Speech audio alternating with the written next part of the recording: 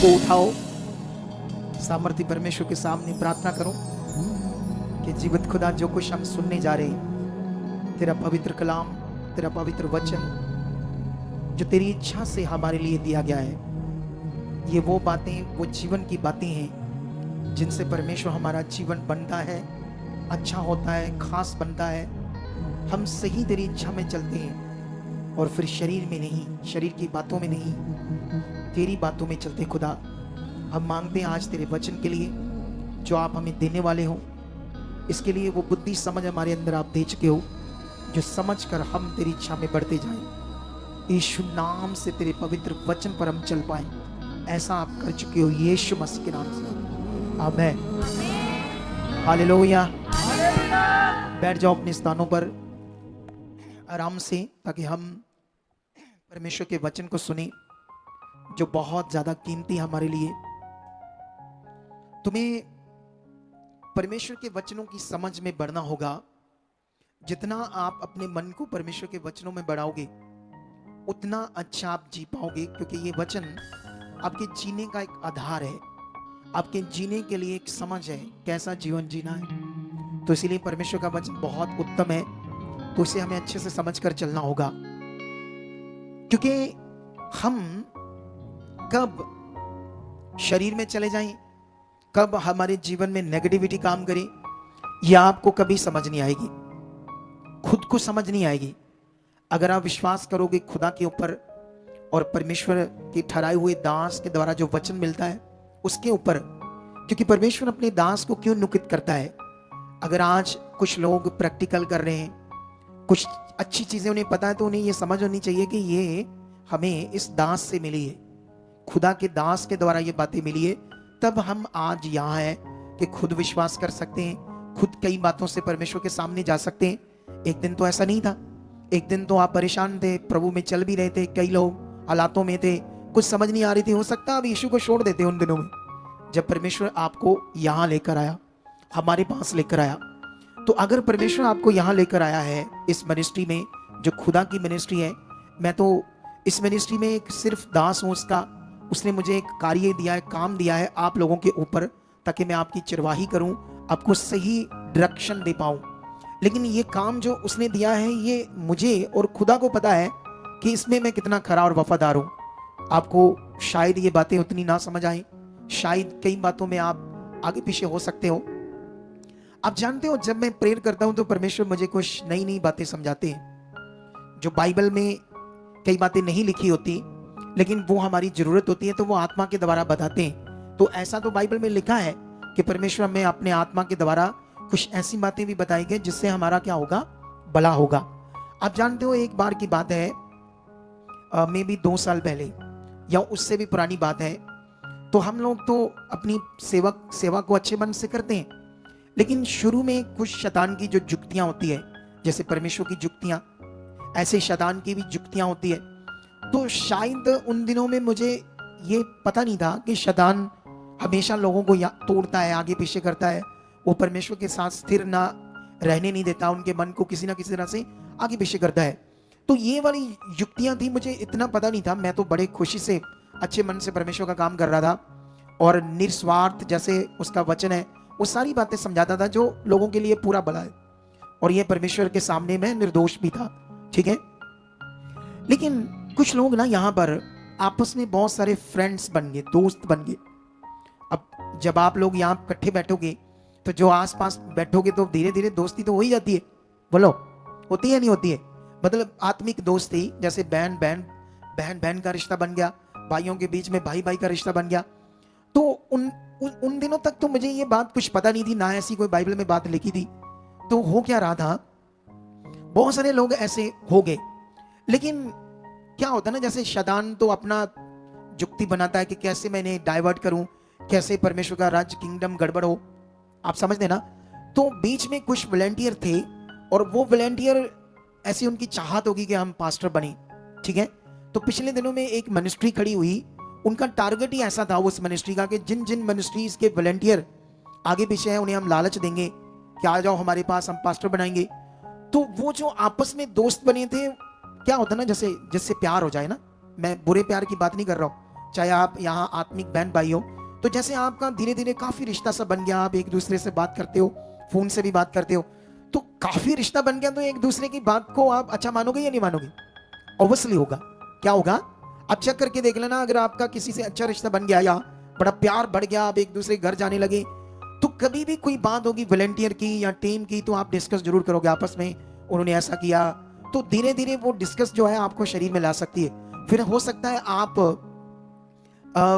जैसे मान लो शैतान आपको तोड़ना चाहे, तो जो आपस में जुड़े वो भी टूट जाएंगे, क्योंकि ऐसा एक रिश्ता सा बन गया। तो इसीलिए मुझे पवित्र आत्मा ने बताया था ये बात कि आप लोगों ने क्या करना, यहां रिश्ते नहीं बनाना। मुझे ये पवित्र आत्मा ने कहा था, क्योंकि वो जो टूटे लोग, ना तो आज वो यीशु मसीह में, ना कोई पास्टर बने, क्योंकि ऐसे कैसे पास्टर बन जाएंगे? पास्टर तो एक लॉ है जो फॉलो करना पड़ता है। पास्टर तो एक अगुए की अधीनता है। अगर हमने अपने अगुए की अधीनता नहीं की, तो कल को अगर आप अपने तरीके से चलोगे, तो देखना जो मन आपका होगा वही आपके आगे आने वाले लोगों का भी होगा, वो भी आपके साथ सेम वैसा ही करेंगे, गड़बड़ गड़बड़ करेंगे। कितनों को बात समझ आ रही? फिर आप पछताओगे, फिर बड़ा मन खराब होगा।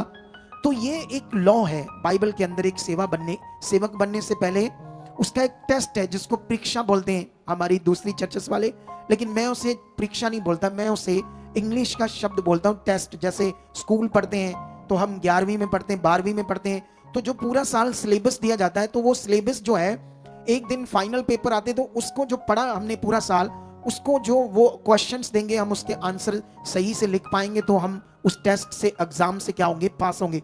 तो सेम एक अगुए की अधीनता में रहकर आप लोग एक दिन जो जिनकी कॉलिंग है, मैं सबकी बात नहीं कर रहा, जिनकी भी कॉलिंग होगी वो प्रकट होगी। तो इसीलिए वो बेचारे, आज हमारी टीम से पूछो, मुझे दुख है, वो लोग बहुत सारे यीशु मसीह से दूर हो गए, और कई लोग यीशु को छोड़ गए, क्योंकि वहां पर वो सेवक लोग ही गलत है, जिन्होंने, हमने किसी की मिनिस्ट्री को कोई टारगेट नहीं किया, और ना ही हम कभी करेंगे।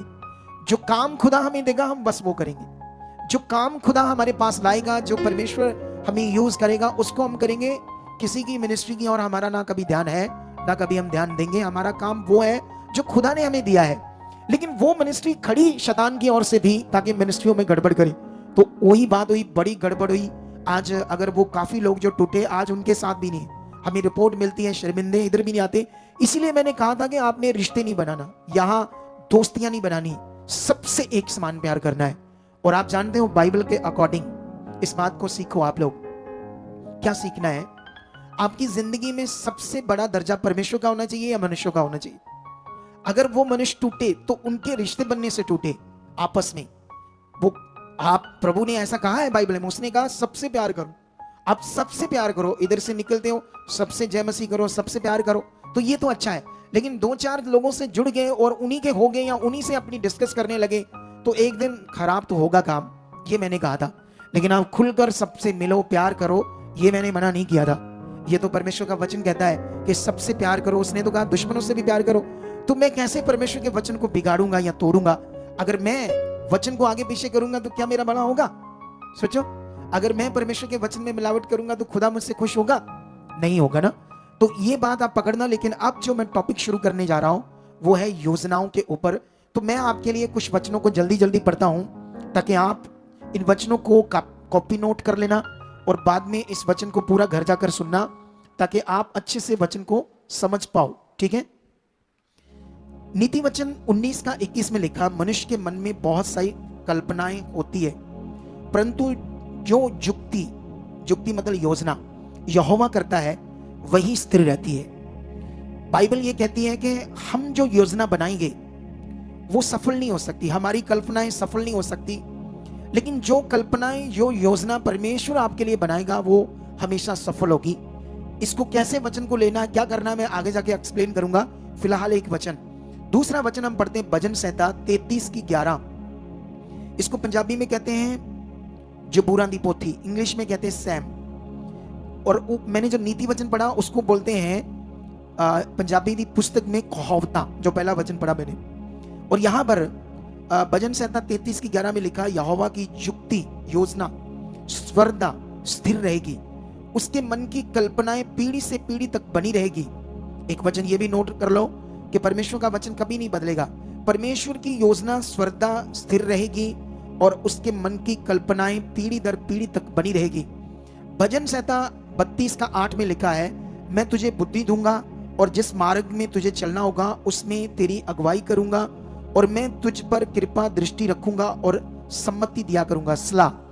अब कैसे आएगी ये सलाह?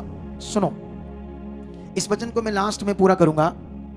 अगर मैं छोड़ूं इस वचन को 32 का 8 तो यहां नोट कर लो, आपने मुझे बताना है क्योंकि मुझे ये वचन एक्सप्लेन करना है लास्ट में, ठीक है? लेकिन इतनी बात याद रख लो कि परमेश्वर हमें बुद्धि देगा और जिस मार्ग से चलना है वो मार्ग की अगुवाई करेगा और जो कृपा दृष्टि उसने कहा मैं तुम्हारे पर रखूंगा और मैं तुम्हें सम्मति सलाह दूंगा, ठीक है? यशाया 14 की 24 में भी लिखा है, सेना के यहोवा ने ये शपथ खाई है कि निस्संदेह जैसा मैंने ठान लिया है वैसा ही हो जाएगा और जैसा मैंने युक्ति की है वैसे ही पूरी होगी। हालेलुया। तो परमेश्वर सामर्थी है, उसके ये वचन कभी नहीं बदलेंगे। उसने शपथ खाई है कि जैसा मैंने ठाना है वैसा ही मैं करूंगा और मेरी योजना कभी भी निष्फल नहीं होगी। 100% मेरी योजना क्या होगी? पूरी होगी। अफिसियों 1:11 में लिखा, उसी में जिसमें हम भी उसी की मनसा से, मनसा भी योजना है, मनसा भी उसकी कल्पना है, जो अपनी इच्छा के मत के अनुसार सब कुछ करता है, पहले से ठहराई जाकर मिरास बनी। तो यहां पर इन वचनों से हमें समझ आ रही है योजना परमेश्वर की। हालेलुया। कितनों को बात समझ आ रही है? सबसे पहले तुम्हें अपना माइंड सेट करना होगा कि जो वचन परमेश्वर ने हमारे लिए दिया है, हमसे बात की अपने वचन में, वो कभी नहीं बदलेगा, वो 100% पूरा होगा।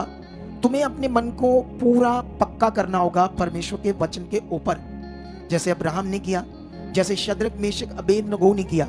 इसलिए उन्हें आग भट्टे में जला नहीं पाई, एक आग जला नहीं पाई। एक बीमारी जैसे मान लो कैंसर, जैसे मान लो टीबी, पूरी दुनिया में एक मेडिकल साइंस के अकॉर्डिंग एक बंदे को छाती में टीबी है बहुत ज्यादा, सांस नहीं आ रहा, बीमार हो गया, पूरा बेड पर उठा नहीं जाता, रोज खांसी खांसी खांसी। अकॉर्डिंग टू मेडिकल लाइन क्या वो ठीक होगा बिना दवाई से? बोलो, होगा?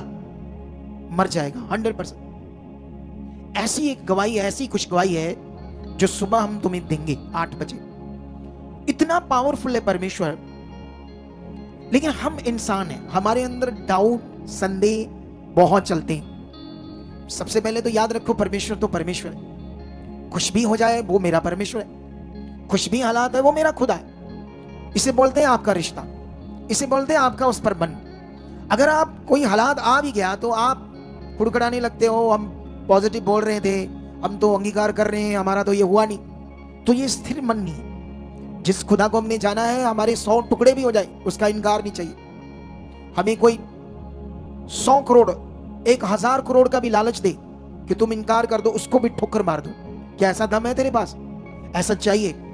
कोई पैसा, कोई लालच, कोई चीजें अगर हमें परमेश्वर से दूर कर दी तो हमारा तो फेद ही नहीं। हम तो 2 मिनटों के लिए मुकर गए परमेश्वर से, हम अनंत जीवन की तैयारी नहीं कर रहे। हम परमेश्वर की फिर असल खोज में नहीं, असल उस रिश्ते में नहीं है। कितनों को बात समझ आ रही? 1000 करोड़ भी ठोकर मार दो, अगर तुम हालातों में हो, बीमारियों में, परेशानियों में हो, तो हम गवाहियां सुन रहे हैं यहां पर कि परमेश्वर कैसे चंगा कर रहा है, और तुम और बड़ी गवाहियों को सुनोगे। हालेलुया। ये बड़ी गवाहियां, बड़े काम सिर्फ इसलिए हैं ताकि हम खरे पूरे बने। गवाहियों से हम अपने परमेश्वर के साथ सच्चा रिश्ता बनाएं। गवाहियों से हम अपने भरोसे को पक्का करें कि वो जीवन परमेश्वर है। लेकिन जो काम नहीं हो रहे आसपास, उन पर ध्यान ना दो। जो आपकी जिंदगी में नहीं हुआ उस पर ध्यान ना दो, जो हो रहे उस पर ध्यान दो। जो परमेश्वर काम कर रहा है, जो गवाहियां हम सुन रहे हैं, उस पर ध्यान देते जाओ, फिर आपकी भी बन जाएगी, आपके भी रोग चले जाएंगे, आपके भी हालात चले जाएंगे। लेकिन ये जो वचन मैंने पढ़े योजना के ऊपर, मैंने कुछ वचन आपको पढ़ाए इसलिए ताकि आपके दिमाग में हो कि परमेश्वर योजना को लेकर क्या बात करता है।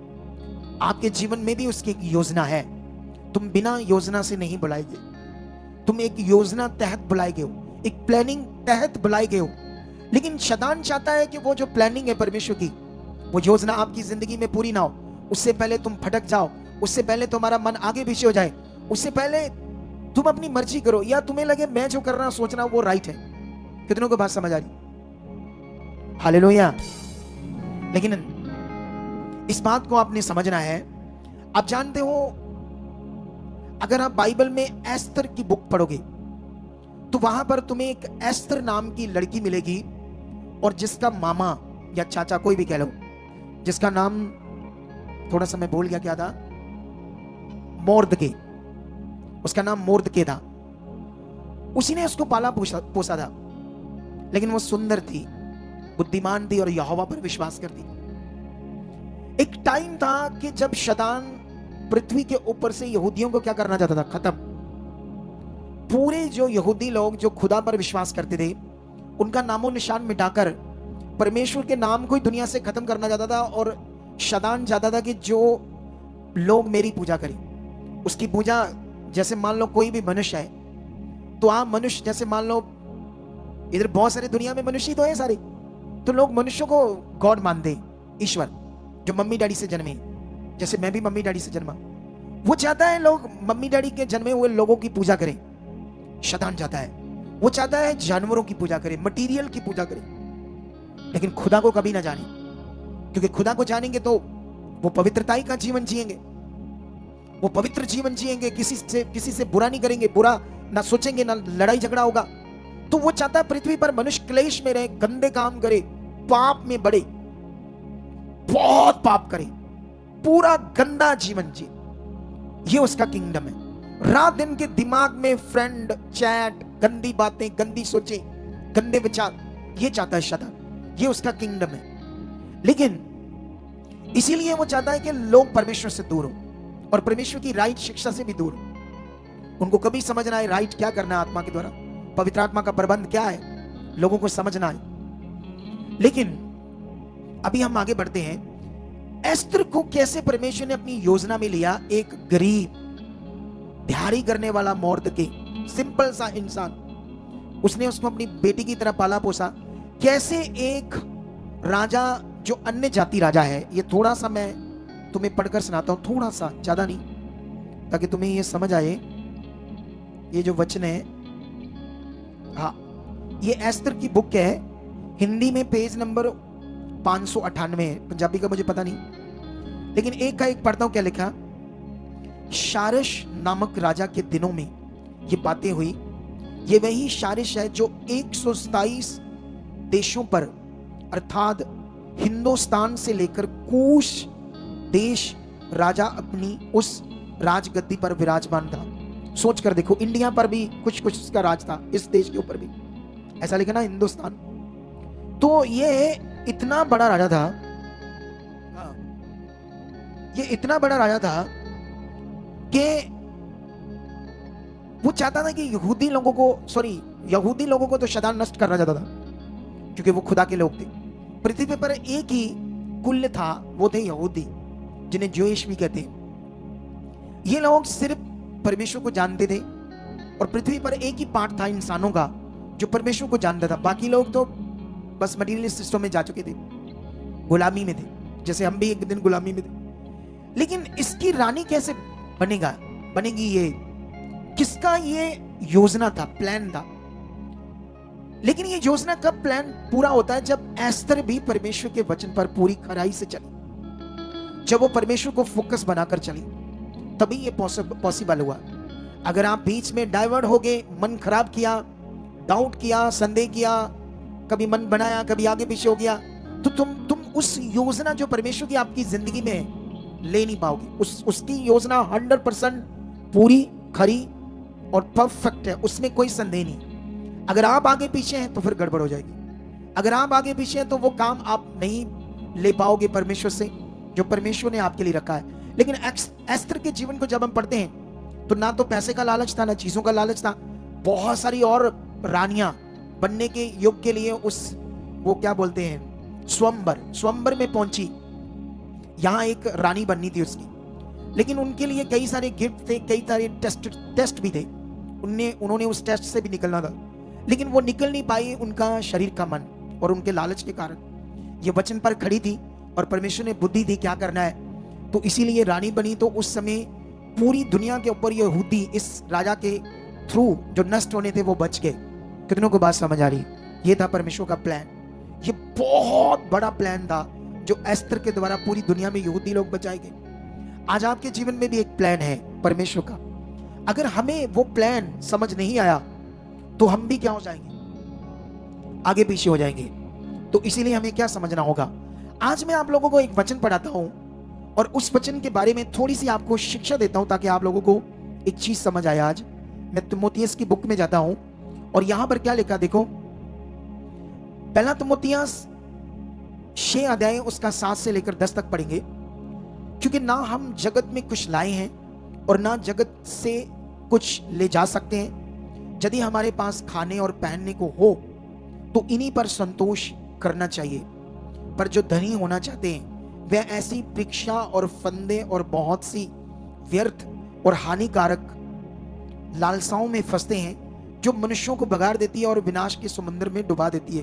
क्योंकि रुपए का लोभ सब प्रकार की बुराइयों की जड़ है, जिसे प्राप्त करने का प्रयत्न करते हुए बहुतों ने विश्वास से भटककर अपने आप को नाना प्रकार के दुखों में शलनी कर लिया है। अब ये वचन के बाद हमें ऐसा समझ आता है कि जैसे परमेश्वर हमसे बात कर रहे हैं कि धनी नहीं होना है, तुम्हारे पास पैसा नहीं चाहिए। बोलो, परमेश्वर यहां क्या बात कर रहे हैं। जो धनी होना चाहता है वो अपने आप के लिए क्या करेगा, परीक्षा और फंदे और बहुत सी व्यर्थ और हानिकारक लालसाओं में फंस जाएगा। मतलब जो धनी होना चाहता है अपने लिए फाही का फंदा तैयार कर रहा है, एक दिन फंस जाएगा और नष्ट हो जाएगा, ऐसा करके लिखा है। क्योंकि वचन कहता है कि पैसे का लोभ जो है, रुपए का जो लोभ है, वो सब बुराइयों की जड़ है और ये मनुष्यों को बगाड़ देता है, ये रुपए का लोभ, और उनको विनाश के समुद्र में डुबा देता है। इसका मतलब आज से क्या करना, हमने फिर पैसे का कोई लालच नहीं चाहिए। आज से कोई धनी धनी होने की सोच छोड़ दो। क्या ये ऐसी बात है? बोलो। इसीलिए वचनों का अध्ययन और वचनों का समझना क्या है हमारे लिए बड़ा जरूरी है। वचन बहुत लिखे, क्यों किसी ने इधर उधर से एक आधा वचन पढ़ाया तो कई लोग उसमें फंस गए जो अज्ञानता में। इसीलिए जो इस मिनिस्ट्री के साथ जुड़े हैं उन्होंने कभी भी किसी बात को नहीं पकड़ना जो लोग आपको बताएं, उस पर ध्यान नहीं देना। समय से परमेश्वर का आत्मा आपको मेरे थ्रू बताता जाएगा, जितना आपको चाहिए उतना आप करते जाना, जबरदस्त जिंदगी जियोगे। उससे पहले बुद्धि लगाओगे, इधर उधर मन करोगे तो 100% फंसोगे। अच्छा, ये वचन में एक्सप्लेन करने से पहले परमेश्वर के और वचन तुम्हें समझाता हूं। और भी वचन लिखे, ये देखो यूहन्ना 10:10 में लिखा है, चोर किसी और काम के लिए नहीं आता परंतु केवल चोरी करने और घात करने और नष्ट करने को आता है। मैं इसलिए आया कि वह जीवन पाए। यीशु मसीह कह रहे, मैं मतलब यीशु इसलिए आया कि वह जीवन पाए और बहुतायत से पाए। आपके लिए बात हो रही है यीशु की कि तुम लोग जबरदस्त जीवन पाओ, चोखा जीवन पाओ, बहुतायत का जीवन पाओ। लेकिन यह वचन उस वचन से अब मैच नहीं कर रहा। वहां परमेश्वर मना कर रहा है धनी मन रखने को, पैसे का लोभ रखने को, मन रखने को परमेश्वर मना कर रहा है और बता रहा तुम विनाश के समुद्र में डूब जाओगे और तुम अपने लिए फाही का फंदा खड़ा करोगे, क्योंकि पैसे का लोभ ऐसी चीज है। लेकिन यहां परमेश्वर कहता है मैं तुम्हारे लिए इसलिए आया तुम्हें चोखा जीवन मिले, जबरदस्त जीवन मिले। अब ये मैच नहीं कर रही बात। लेकिन यहां पर हम उत्पत्ति 14 अध्याय उसका 22 और 23 वचन पढ़ेंगे अब्राहम के बारे में। अब्राहम ने सदोम के राजा से कहा, परम प्रधान ईश्वर यहोवा जो आकाश और पृथ्वी का अधिकारी है, उसकी मैं ये शपथ खाता हूं कि जो कुछ तेरा है उसमें से ना तो मैं एक सूत और ना जुत्ती का एक बंधन मतलब तश्मा जो हम जुत्ती को बांधते, और ना कोई और वस्तु लूंगा। तू ऐसा ना कहने पाए कि अब्राहम मेरे ही कारण धनी हुआ है। जानते ये क्यों ऐसे, ये जो मैंने वचन पढ़ाया ऐसे वचन क्यों अब्राहम बोल रहा है एक सदोम के अमोरा को? उस समय 10 राजों के बीच में युद्ध हुआ, 5 वो, और ये वाला राजा जीत गए, ये सदोम वाला, और दूसरे वाले राजा हार गए। और उन्होंने उनका खरबों का धन भी लूट लिया, उनकी स्त्रियां रानियां भी लूट ली, उनके नौकर चाकर सब गुलाम बन गए। लेकिन सदोम में अब्राहम का भतीजा रहता था, ये भी गुलाम बन गया उन राजा का। तो इसको जब पता लगा तो इसने युद्ध किया थोड़े से लोगों के साथ परमेश्वर की आत्मा के द्वारा, और इसने उन राजाओं को भी हरा दिया। और वो उन 5 राजों का खरबों का धन और इन 5 राजों की अपनी संपत्ति इनके पास सारी आ गई, इसने वापस कर दिया, कुछ नहीं लिया। इसने कहा ऐसा ना हो कि तू कल को कहे कि तेरे धन के कारण मैं धनी हुआ हूं। कितनों को बात समझ आ रही है? हालेलुया। लेकिन अभी एक और वचन पढ़ते फिर क्लैरिटी आएगी आपको। यहां पर हम वचन पढ़ेंगे उत्पत्ति 24 का 34 और 35। तब उसने कहा मैं तो अब्राहम का दास हूं। जानते किसको कहा? रिबिका के भाई को। किसको कहा? ये बात किसको कही उसने? रिबका के भाई को। सुनो ध्यान से। लेकिन अभी यहोवा ने मेरे स्वामी को बड़ी आशीष दी है, इसलिए वह महान पुरुष हो गया है और उसके पास खरबों का धन आ चुका है, सोना चांदी, भेड़ बकरियां, सब कुछ, ऊंट। ये कैसे आया? अगर अमीर नहीं होना है तो परमेश्वर ने इसको इतना रिच कैसे कर दिया? कितना अमीर क्यों कर दिया? कितनों को बात समझ आ रही? अगर आप अय्यूब के बारे में पढ़ोगे तो बाइबल में लिखा, उस देश में अय्यूब जितना कोई दूसरा व्यक्ति अमीर नहीं था जितना अय्यूब था। तो अगर पैसा नहीं चाहिए, धनी नहीं करना परमेश्वर ने, तो फिर ये लोगों को इतना धनी क्यों किया, इतना रिच क्यों किया? कितनों को बात समझ आ रही? इसीलिए वचनों को समझना हमारे लिए बहुत बड़ा महत्व है। कितनों को बात समझ आ रही? लेकिन यहां पर अभी हमें इसकी और क्लैरिटी लेनी होगी इस वचन की। आप जानते हैं सुलेमान, दाऊद के बारे में चेक करो। सुलेमान तो रखेल का, दासी का बेटा था, और दाऊद तो भेड़ बकरियां चराता था, गरीब बाप का बेटा था, लेकिन दुनिया में सबसे बड़ा राजा और सबसे बड़ा रिच राजा था। उसके पास इतना धन दौलत था सुलेमान ने। ये इतना क्यों बढ़ाया परमेश्वर ने, अगर ये इन चीजों को नहीं चाहिए तो? लेकिन इसके लिए तुम्हें तिमोथियस में जाना होगा। मैं बताता हूं क्या क्या है। तिमोथियस में जाकर हमें क्लैरिटी मिलेगी वापस कि परमेश्वर ऐसे बात क्यों कर रहे। ठीक है?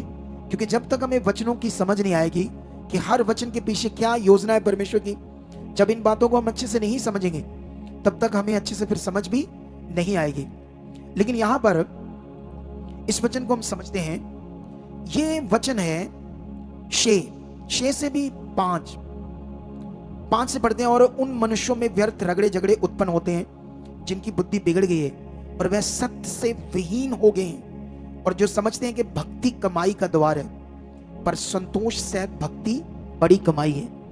यह वचन उन लोगों के लिए जो परमेश्वर के काम को बिजनेस समझने लगे।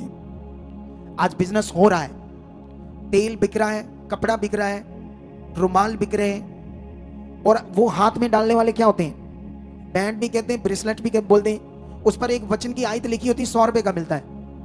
ये बिजनेस है। बिजनेस बड़ा बनना, ज्यादा पैसा आ जाए। मेरे पास जितना ज्यादा पैसा आ जाएगा, अगुए को पता है कि पैसा आने से हम एडवर्टाइजमेंट करेंगे, बड़े बड़े क्रूसेड करेंगे, और उससे ज्यादा हम काम कर पाएंगे पैसे से। इसीलिए पैसा कैसे आना चाहिए? बिजनेस की तरह भी आए तो आने दो। लालच है बड़ा होने का। लेकिन आज बड़े सारे सेवक या एवेंजलिस्ट भी चाहते पैसा आए। एवेंजलिस्ट भी चाहते हैं जब वो लोग उनको दे देते हैं दान, बीज उनके हाथों में आता है तो कई, मैं सबकी बात नहीं कर रहा, कुछ लोगों के अंदर ये विचार आ सकते हैं। लेकिन कब, कैसे, परमेश्वर आपको क्या देना चाहता है, या कितना उसने दिया, या कितनी शांति है, कितना घर अच्छा हुआ है, कितना आपके साथ सही किया, वो क्यों बोल रहे हो? क्यों बोल रहे हो कि बहुत अच्छा हुआ है? लेकिन उसकी योजना से पहले अपनी योजना मत बनाओ, क्योंकि बाइबल में लिखा, हमने वो वचन पढ़ लिया सबसे पहले वाला, भजन संहिता 33 की 19 का 21 नीति वचन। मनुष्य के मन में बहुत सारी योजनाएं, कल्पनाएं होती है, परंतु जो युक्ति यहोवा करता है वही स्थिर रहती है। आपकी जिंदगी में परमेश्वर की योजना क्या है? इतने बड़े नहीं हो चुके हम लोग अभी कि हमें खुद समझ आ जाए। अगर ये बात तुम्हें परमेश्वर ने डायरेक्ट देनी थी तो इस यहां लाता ही ना परमेश्वर, मेरे पास तुम्हें लाता ही ना। हालेलुया। कितनों को बात समझ आ रही? वो तुम्हें तब भी, जैसे मुझे, मेरी ऐसी कॉलिंग है, मैं 4 अगुओं के नीचे 7 साल अगुवाई करता रहा। उसके बाद मैं 8 साल एक ही अगुए में अगुवाई करता रहा। मेरे 15 साल बीत गए, लेकिन मैंने उनके विरोध में नहीं गया। मैंने कभी भी उनका विरोध नहीं किया या उनके प्रति अपने मन को खराब नहीं किया। लेकिन एक टाइम आया जब एक ऐसा मैटर हो गया, कभी बैठकर सुनना हो, मेरे पास आज टाइम नहीं है, रोने लगोगे मेरी गवाही को सुनकर के, क्या मेरे साथ मैटर हुआ, मैं तो इतना खरा था, वफादार था अपने अगुओं के साथ। लेकिन एक ऐसा मैटर हुआ कि परमेश्वर ने मुझे वहां से निकाला, नहीं तो मैंने तो 15 साल वफादारी की। और ये था परमेश्वर का प्लान। वो शिक्षा कैसी थी, मैं किस प्रचार में था और कैसे परमेश्वर मुझे लेकर आया, मेरे साथ बड़ा कुछ हुआ है। एक योजना थी खुदा की, इसीलिए ये एक मिनिस्ट्री है। अगर परमेश्वर की योजना तुम्हें मेरे पास लानी थी, तुम लाए गए, मैंने तुम्हें टीच किया, तुम्हें समझ आई, सही ज्ञान, आज अगर तुम कुछ अच्छा कर रहे हो, तुम अच्छा विश्वास कर रहे हो, दूसरों को बता रहे हो, तो उसका कारण तुम खुद नहीं हो, उसका कारण खुदा का प्लान था, योजना जो मेरे थ्रू पूरी हुई। तो अगर आज वो योजना को आप पकड़ कर चलोगे तो याद रखना आप बहुत आगे जाओगे। उसकी योजना कभी अस्थिर नहीं होगी। उससे पहले शैतान अपनी योजना बनाता है। वो चाहता है तुम आगे पीछे हो जाओ, वो चाहता है तुम बुद्धि लगाओ। तुम अभी इतने बड़े नहीं हुए, मुझसे बड़े नहीं हुए, मुझसे ज्यादा नहीं आगे आगे के आप अब मुझ में त्रुटियां देखो, या मुझ में कुछ ऐसी चीजें ढूंढो, ऑर्गन ऐसी चीजें ढूंढो कि आप मुझे फील करो कि मैं कहीं आगे पीछे हूं। अगर मैं आगे पीछे होता तो मैं बिखर जाऊंगा, मैं परमेश्वर के किंगडम को आगे लेकर जा नहीं सकता। जब एक बलीवर अपने अगुए में कुछ चीजें ऐसी ढूंढना शुरू करता है तो याद रखना वो आत्मा की चीज नहीं है, वो शरीर की चीज है, वो नेगेटिव चीज है। वो चाहता है कि लोग और ठोकर खाएं। जैसे पहले कुछ लोग ठोकर खाकर टूटे तो उनको एक दूसरे ने तोड़ा बुराई कर करके, और जब तोड़ा तो आज वो रूहें नष्ट हो गई। कितने ज्यादा लोग आज प्रभु में नहीं। मैं तुम्हें बताता हूं, एक बहन है यहां बैठी, पता नहीं, आई डोंट नो, अगर वो चाहती है कि लोगों का मन स्थिर हो तो मैं उसका नाम लूंगा। अगर वो चाहती है कि लोग स्थिर हो, आगे बढ़े मेरे कारण, मेरी एक बात के कारण, तो वो खड़ी हो सकती है। ताकि मैं उससे थोड़ी सी कुछ क्वेश्चन करना चाहता हूं। उसका नाम है रिम्पल की मम्मी। अगर यहां बैठी है तो वो